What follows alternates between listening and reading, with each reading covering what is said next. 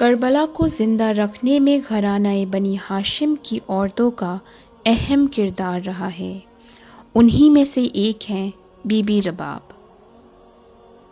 کربلا میں فقط 72 گوہروں نے عظیم قربانی دے کر اور امام دو جہاں نے اپنے لہو سے اسلام کے پودے کو نئی زندگی ہی نہیں بخشی، جس طرح دریائے نیل اگر موسیٰ کو اپنی آغوش میں لے کے بی بی آسیہ تک نہ پہنچتے تو ان کا بچنا بظاہر مشکل تھا، اسی طرح بعد از حسین مظلوم کربلا سیدانیوں کے آنسوؤں کے سمندر نے کربلا کی قربانیوں کو تحفظ بخشا۔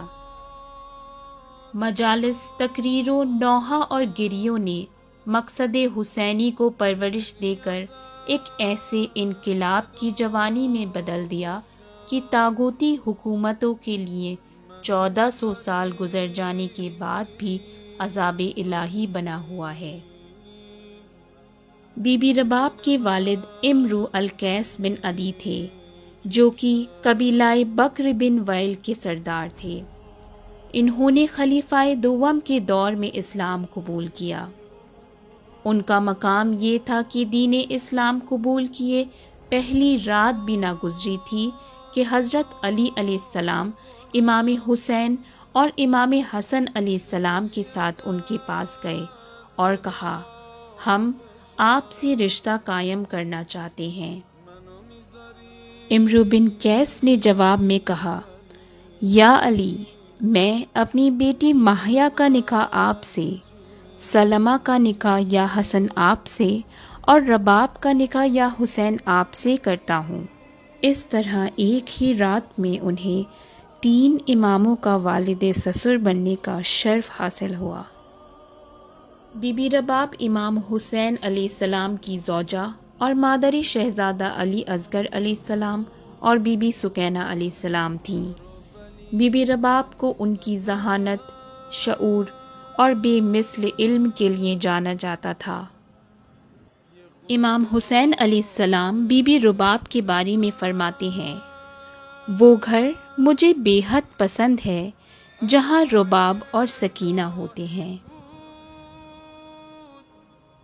بی بی رباب کی دین اسلام کے لیے دی گئی قربانیاں اور ان کا صبر جمیل ان کے کردار کو بیان کر دینے کے لیے کافی ہے۔ بی بی رباب نے کربلا میں اپنا پورا گھرانہ لٹا دیا۔ ایک طرف انہوں نے اپنے بے تحاشا محبت کرنے والے شوہر امام حسین علیہ السلام کو بے غور و کفن دیکھا، تو دوسری طرف اپنی پیاری 3 سالہ بیٹی سکینہ علیہ السلام کو کربلا سے شام تک پانی اور اپنے بابا کی یاد میں تڑپتا ہوا دیکھا۔ ان گالوں پہ جہاں امام حسین علیہ السلام کے بوسے کے نشان بھی صاف نہ ہوئے تھے، ان پہ لعینوں کے تماچوں کے نشانوں کو دیکھا۔ یہی نہیں، آپ نے 6 ماہ کے پیاسے بیٹے شہزادہ علی اصغر کو حرملہ لعین کے ظالم تیر سے شہید ہوتے دیکھا۔ امام حسین کی مظلومہ شہادت کے بعد بی بی رباب 1 سال سے زیادہ اس جہان فانی کا ساتھ نہ دے سکیں اور اپنے امام سے حقیقی جہاں میں جا ملیں۔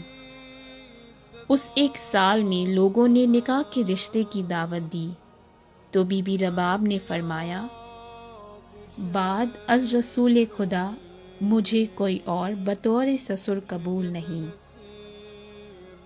اور جب تک زندہ رہیں تب تک فلک نے انہیں کھلے آسمان تلے دیکھا۔ بی بی رباب نے مدینہ میں اپنے گھر کی چھت کو ہٹوا دیا تھا، کبھی چھاؤں میں نہ بیٹھیں اور نہ ہی کربلا کے بعد کبھی ٹھنڈا پانی پیا۔ صبح ایک کوزے میں پانی بھر کر دھوپ میں رکھ دیا کرتی تھیں اور وہی گرم پانی پیا کرتی تھیں۔ بی بی فرمایا کرتی تھیں، میری ان آنکھوں نے آپ کے جنازے کو تپتی دھوپ میں دیکھا ہے، اس لیے میں کبھی سائے میں نہیں بیٹھوں گی۔ امام حسین کو یاد کر کر بی بی یہ مرثیہ پڑھا کرتی تھیں، آپ ہمارے لیے بلند پہاڑ کی مانند تھے، جس نے ہمیں ہمت اور پناہ دی، اور آپ ہمارے ساتھ رحم اور پرہیزگاری کے ساتھ رہے۔ اب آپ کے بعد کون یتیموں اور مسکینوں کی ضرورتوں کو پورا کرے گا؟ اب کون ہے جس کے پاس غریب اور لاچار جائیں گے؟ خدا کی قسم، آپ کے بعد میں کسی کو وہ مقام نہیں دوں گی جو آپ کا ہے، جب تک کہ اپنی قبر کو نہ پہنچ جاؤں۔